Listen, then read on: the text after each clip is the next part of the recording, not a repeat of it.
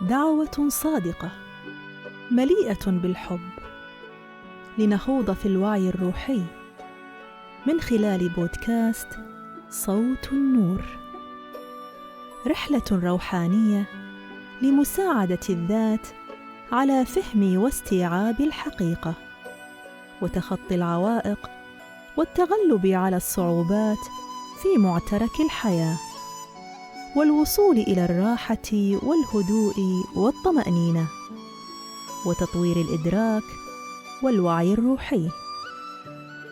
لذا تعالوا معي في هذه الرحلة الروحية والاستماع لهذا الصوت لترقوا بوعيكم.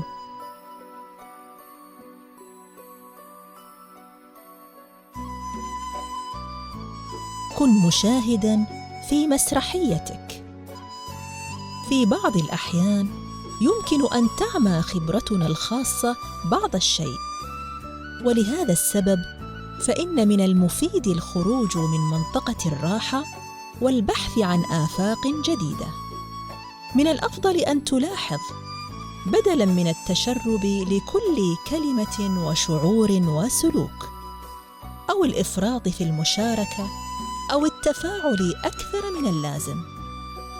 المشاهدة تمنحنا الصبر والوضوح بالفكر والتصرف بشكل مناسب.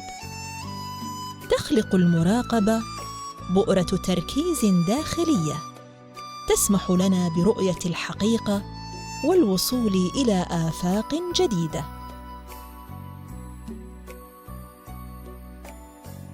وفي نهاية الحديث أود أن أشكركم، وأتمنى أن يكون صوت النور قد أضاء نور أرواحكم.